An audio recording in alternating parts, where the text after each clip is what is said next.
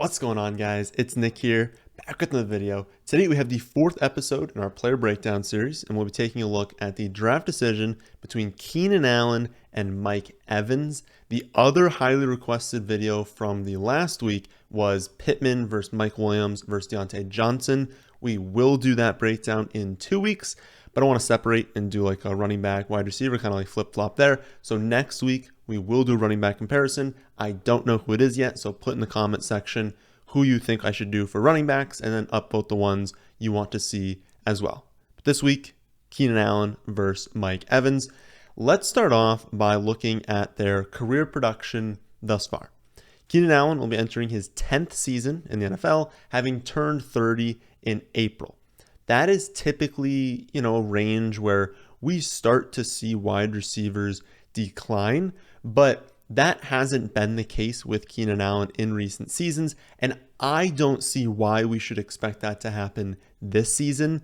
He's not a wide receiver that wins with his physicality. He doesn't win with like superior athleticism or speed. He wins with an elite ability to create separation, to find open spaces in defenses.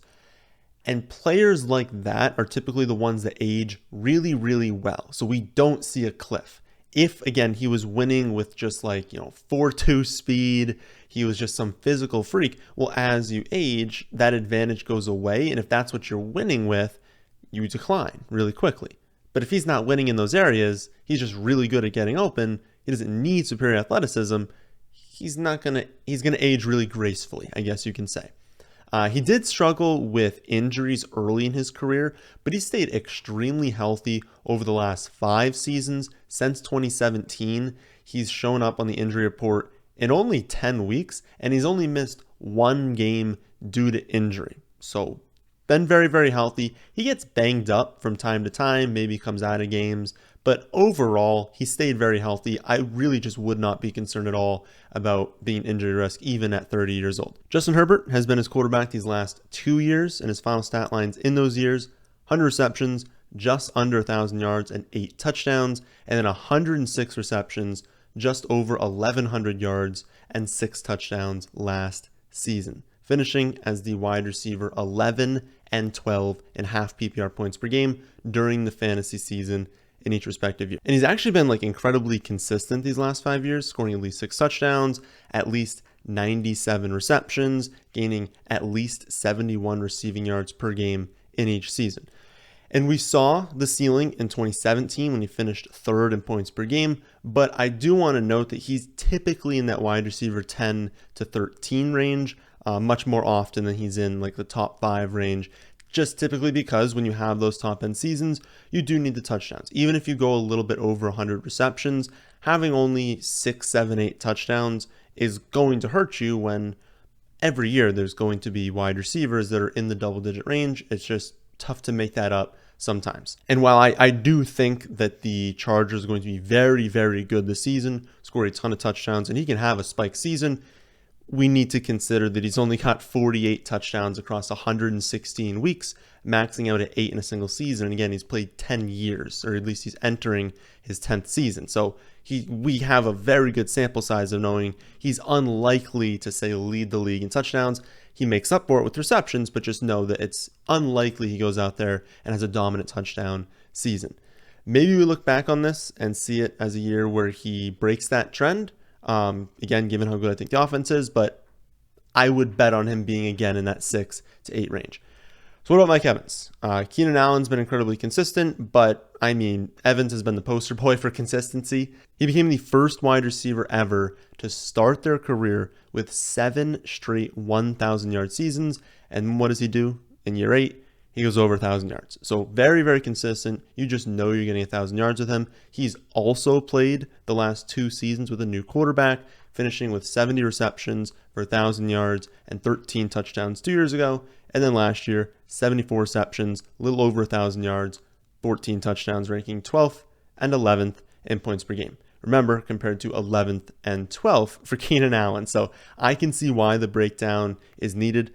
Both are aging, but neither has injury concerns.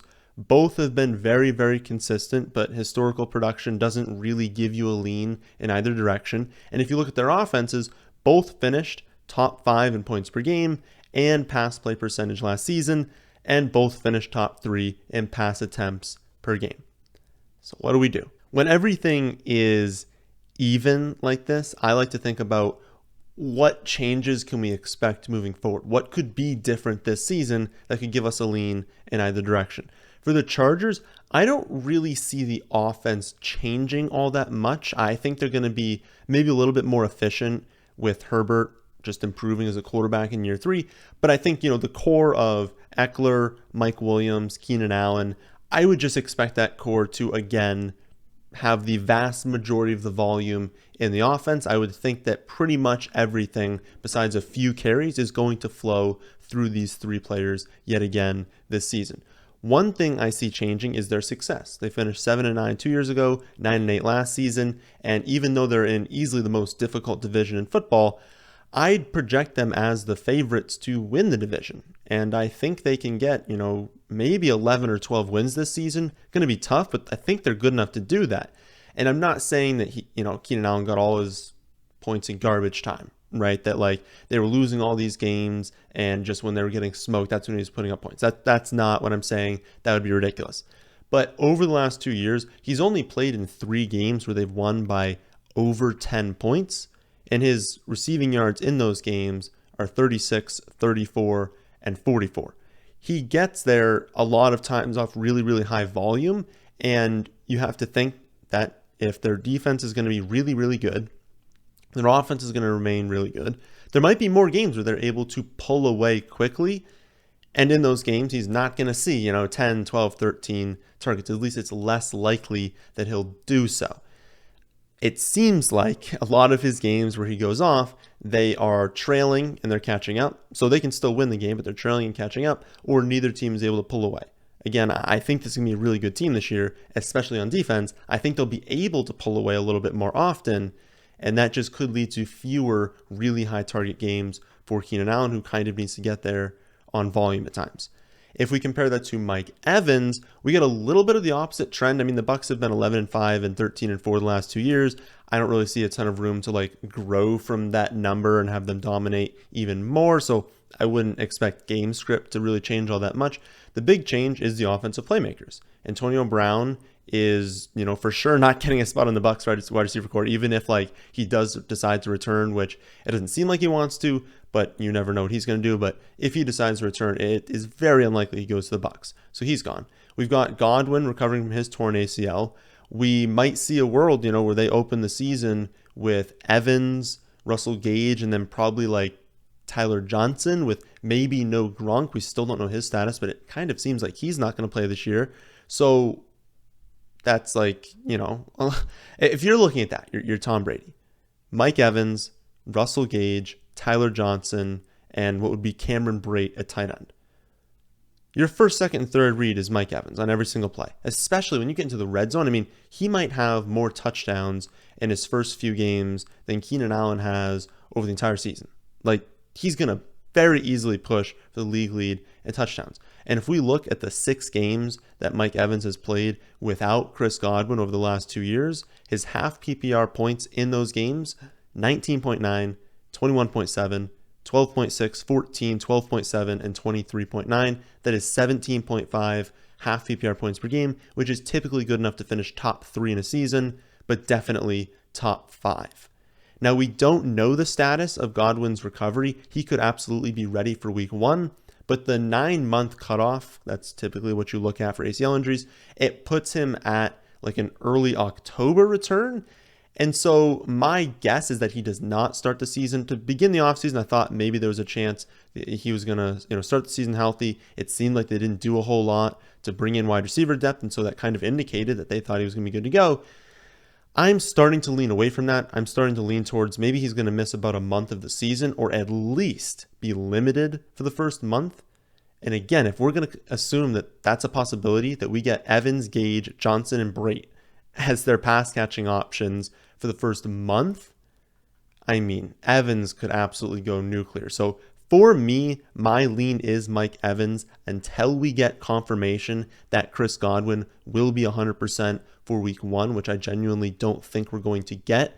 I understand the argument that the Chargers seem like they have a really nice open to their schedule, and their division is tough, so there's not going to be that many games where they're just smoking teams, right? Like, they have a really difficult division. They're going to have to play hard in every single one of their division games, and there are 6 of those, right? But if you look at Scott Barrett's strength of schedule metrics, the Chargers and the Bucs are 10th and 11th for wide receiver success, so I don't really think scheduling can really change all that much. And he actually has the Bucs with the 4th best schedule in the first 5 weeks for wide receivers. So if they have a nice schedule for wide receivers and they're targeting Mike Evans a ton, he could open the season really nice. Compared it to last season's schedule, Mike Evans has even more improvement than Keenan Allen does when you look at the strength of last season compared to this season. So at the end of the day, it's a lean. It's not saying Mike Evans is absolutely going to just dominate Keenan Allen. There will be people who say, well, I don't care about the first month. I want those points to come at the end. Well, yeah, of course, if we could have Godwin out for the last month of the season, sure, but we can't really predict what's going to happen to end the season. All we know is to begin the year, Godwin is unlikely to be starting the season healthy. And those weeks are still valuable. If you can grab someone as, I don't really know where he's coming off the board, roughly in that like 10 range, they're both going around the wide receiver 10. If you can grab someone in that range that starts the season as a top 5 wide receiver for the first month, you're still putting yourself in a really, really good spot. It might be the reason you start off hot. It might be the reason you make into playoffs if you can start off really, really well over the first month. So those games are still very valuable. Again, I know that it's more valuable coming in the fantasy playoffs, but we can't predict what it's going to look like in the fantasy playoffs. And so it's not really worth thinking about what roster is going to look like at that point. So I do love the Chargers. I want pieces of the Chargers offense. And if Mike Evans is off the board, I'm absolutely going to draft Keenan Allen because I think he can have a dominant season. But if it's down to these two, I'm going with Mike Evans over Keenan Allen. So that'll do it for this breakdown. I'll be back tomorrow with must-draft wide receivers, and then Saturday with latest ADP changes of the last week. You can see my exact projections and rankings for every player in every league size at the website, thefantasyfootballadvice.com. That, my friends, is the end of this one. Hope you all enjoy. If you did, how about hitting the like button, and how about subscribing to the channel if you're new here? Thanks for watching.